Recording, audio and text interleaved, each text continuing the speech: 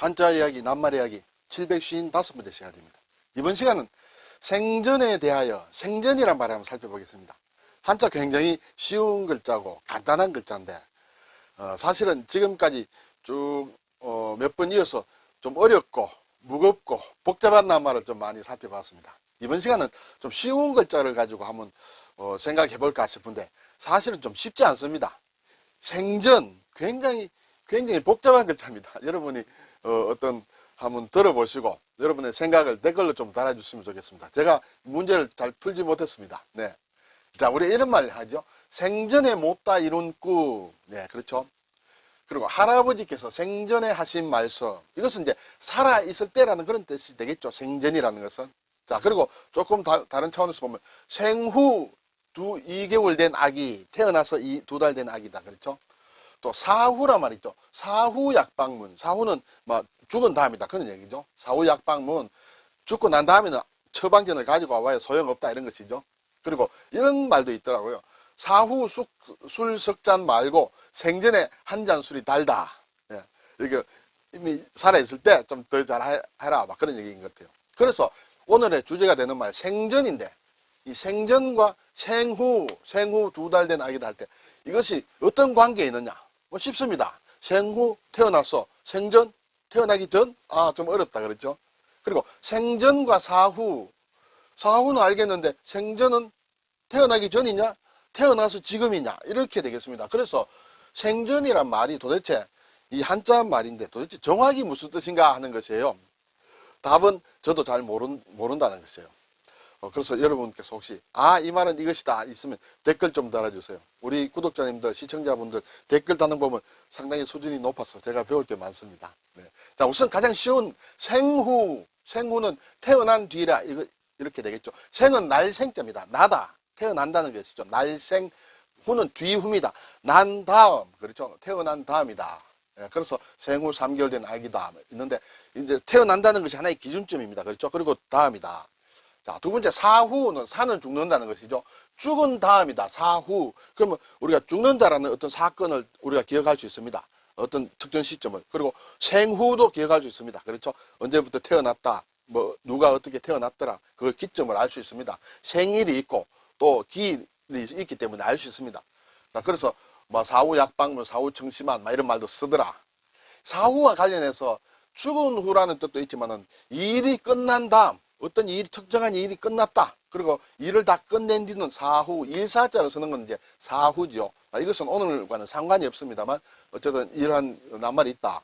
사후 대책, 일이 끝난 다음에 대책, 어떤 일이 벌어진 다음에 대책, 사후 처리 이렇게 했습니다. 이것은 물론 일사자에서 앞전자에서 사전이다. 일이 발생하기 전이다. 이렇게 볼 수 있습니다. 오늘은 이 사후는 상관이 없습니다만 자, 이것이 있다. 자, 그러면 이제 사후의 반대말이 무엇이냐? 얼핏 보면 글자 그대로 보면 사전으로 볼 수 있겠죠. 이런 말도 있기는 있습니다. 잘 쓰지는 않지만은 죽기 전이다. 그런 얘기였어. 글자 그대로 보면 그렇죠. 또는 죽음을 임하는 바로 전의 순간이다. 그게 사전이다. 그러면 사후는 어떤 상황이 있다. 우리가 잘 모르지만 있습니다. 그러면 죽기 전에는 살아생전이에요. 그것을 사전이라고는 하지 않습니다. 그렇죠? 자, 그러면 이렇게 살아생전, 살아있는 동안, 네. 그것을 뜻하는 것은 생전인데 나기 전이란 뜻이에요. 나기 전과 지금 살아있는 것 동안과는 말이 맞지 않습니다. 그렇죠? 이것은 사전적인 의미로 보면 살아있는 동안, 죽기 전인데 이것은 글자 그대로 보면 태어나기 전이란 뜻이죠. 생전. 그렇죠? 그럼 어떻게 살아있는 동안을 왜 생전이라고 하느냐는 것이죠. 자, 예문을 보니 고인의 생전 모습을 떠올린다. 네, 우리가 알 수 있습니다. 태어나기 전 모습이 아닙니다. 그렇죠? 살아있을 때의 모습이다. 생전 처음 보는 사람이다. 태어나기 전에 처음 본 사람이 아니고 내가 또는 지금까지 살아오면서 처음 보는 사람이다. 이렇게 되겠습니다. 그러면 왜 사후의 반대말이 생전이 되었는가라는 것이죠. 네. 자, 도대체 어떻게 되느냐? 그럼 우리가 사후다.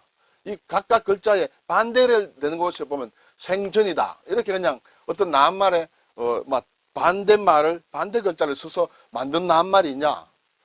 그렇게 볼 수도 있을지 모르겠습니다만 그래도 이것이 너무 명확한 뜻이 있기 때문에 태어나기 전이라는 뜻으로 우선에 새겨지기 때문에 상당히 좀 부적합한 조합이다. 일단 저는 그렇게 생각을 하고 있습니다. 또는 전생이다. 전생과 일생, 후생이 있을 수 있습니다. 전생의 반대가 생전이냐? 생전은 지금 내가 살아있는 동안이다. 살아있는 동안. 그러면 그 전이 전생이다. 이것이 반대냐? 답을 저는 알 수가 없습니다. 그리고 제가 이것을 해결하기 위해서 상당히 오래됐습니다만 여기저기 생각날 때 가끔씩 찾아봤습니다. 인터넷을 찾아봤는데 답을 잘 못 찾았습니다. 예. 그 중에 하나 찾은 답이라고 하는 게 답인지 아닌지 모르겠습니다. 우리가 왕생이란 말이 있습니다. 왕생. 이것은 좀 불교 용어입니다. 불교에서 이성을 떠나 저성에 다시 태어나는 것을 왕생이라 한다. 왕은 간다는 뜻이에요. 그렇죠. 간다. 왕복. 왕복은 그러니까 갔다 왔다 한다. 그리고, 이렇게 이제 간다는 그런 뜻입니다. 왕래한다. 가고 온다. 이렇죠. 그러면 왕생은 가서 난다는 뜻이죠. 어디에 가서? 이성을 떠나서 저성에 가서 다시 태어나는 것이 왕생입니다. 그렇죠? 그래서 왕생, 극락. 극락에 가서 다시 태어난다. 또는 극락 왕생 이런 말 우리가 불교 신자가 아니라 하더라도 대략 들어서 대략 알고 있습니다. 그래서 왕생이라는 것이 있다. 자, 그러면 이 생전이란 것은 왕생 전인가 하는 그런 의문을 가질 수 있습니다. 그렇죠? 자, 지금 이성이 아닌 다음에 보면 거기서 다시 가서 태어난다. 거기서 생을 한다는 것이죠. 그 생을 하기 전이면 지금 현재가 맞는 거죠. 그렇죠? 그래서 이것을 제가 인터넷 구석에서 이런 설명을 하는 것을 찾았는데 맞다 틀리다 이렇게 얘기하기는 상당히 어렵습니다. 근데 저는 현재로서는 일단 이 설명 정도로만 만족해야 되는 것은 아닌가 이런 생각을 하고 있습니다. 여러분은 어떤 생각을 가지고 계신지 모르겠습니다. 너무 깊게 생각할 필요는 없습니다. 그냥 글쎄 글자 좀 이상하다.